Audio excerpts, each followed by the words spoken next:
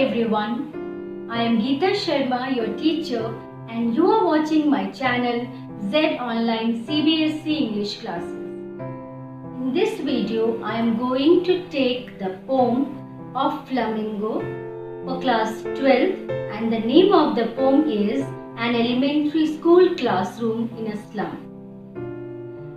This poem is written by Stephen Spender. Sir Stephen Spender was a great poet, novelist, and an essayist.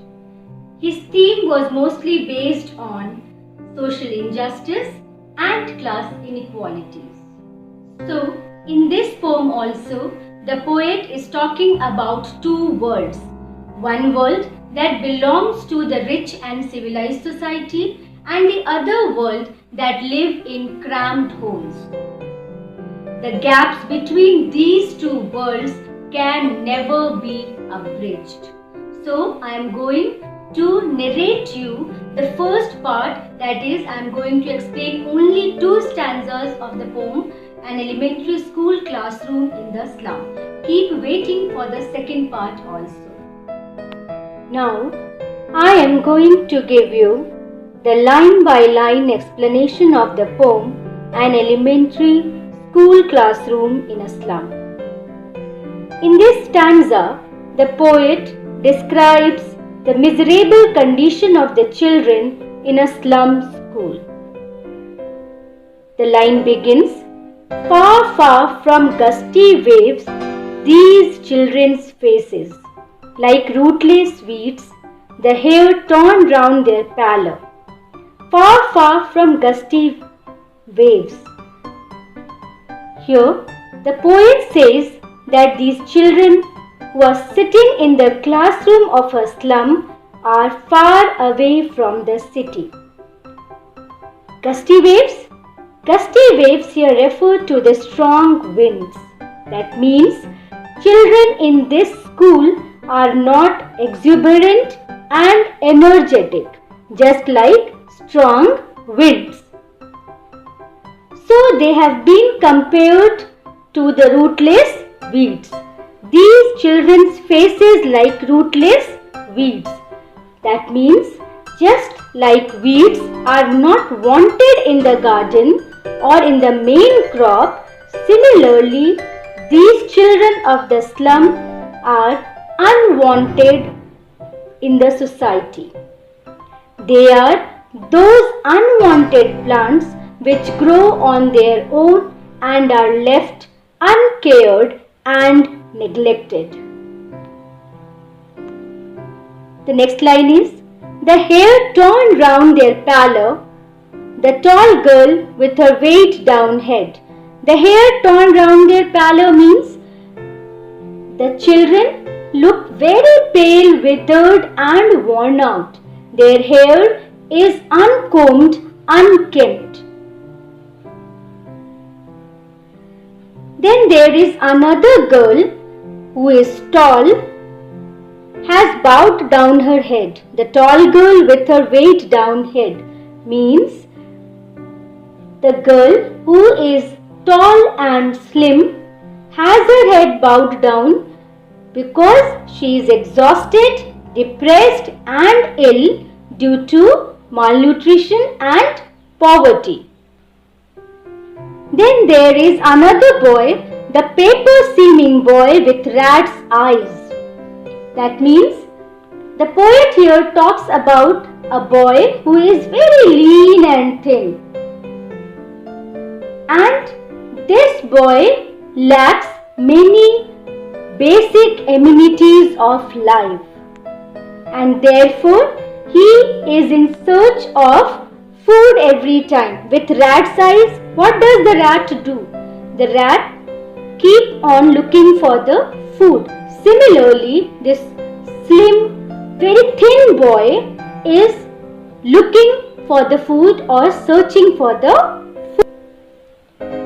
The next line says, "The stunted, unlucky hair of twisted bones, reciting a father's gnarled disease, his lesson from his desk." There is another boy, another child who is the victim of genetic disorder. That means he is suffering from gnarled bones and stunted growth. Growth which is not so proper. And he has twisted bones. And what does he do? He has inherited this debilitating disease from his father, and he is reciting the lesson in a very weak voice from his desk.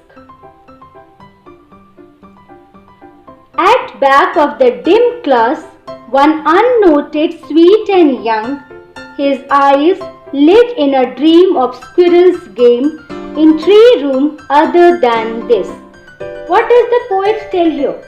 Poet is talking about another boy who is sitting at the back of the classroom and is left unnoticed. He is very sweet and young boy who is sitting in this poorly lit and ill-equipped class and is left unnoticed. This dull and monotonous classroom actually is not interesting him, and therefore his mind is getting deviated. His eyes live in a dream of squirrel's game because he does not find any interest in this sad classroom. He wants to go out and play. He dreams of playing like a squirrel, and he wants to be free like a squirrel. He dreams of having fun and enjoy in open space. So you can easily understand from the first stanza that poet is talking about the miserable, pathetic condition of the children who are sitting in the classroom. So this first stanza is the perfect example of misfortunes they have been carrying forward in slum. Now let's begin with the second stanza. On sour cream walls, donations, Shakespeare's head, cloudless at dawn, civilized dome riding all cities. In the second stanza, the poet describes of the dirty classroom. Sour cream walls, the wall which is very pale. It has become cream instead of white, as it has been painted long ago, and therefore it looks dull and gloomy. Shakespeare's head, cloudless at dawn, civilized dome riding all cities. The poet is talking about the walls which have been displayed with lot of donations like portrait of Shakespeare, then cloudless at dawn, civilized dome riding all cities suggests that they have been living the monotonous life in the slum. These slums are surrounded by the civilized society, but the children cannot experience the beauty of the sky at dawn, that means early morning. Belt, flowery, Tyrolese valley, open-handed map awarding the world its world. Here, the poet wants to tell that walls are having the pictures of beautiful Tyrolese valley. This is the name of the valley, which is full of flowers, which is full of greenery. And there is an open-handed map in the classroom which is of no use to the children because they are deprived of this beauty and are forced to live at the heap of garbage. The world, and yet for these children, these windows, not this map, their world, were all their futures painted with a fog. The poet here tells that the map which is hung in the classroom gives them the hope to explore the world, but the world which is outside the slum for them is beyond their reach. These children have a very bleak and foggy future, very dark future. Their future is painted with fog means it is blurred by hopelessness. Instead of the blue sky, they live under the lead sky, which is dark, polluted, and with no hope. Their life is so monotonous that they remain confined to the filth and the dirt of the narrow street of slums. The last line says, a narrow street sealed in with a lead sky, far, far from rivers, capes, and stars of words. That means their life is so monotonous and that they remain confined to the filth and dirt of the narrow street of slums, that they cannot enjoy the beauty of rivers, mountains, stars, and wisdom or knowledge. Thanks for watching this video.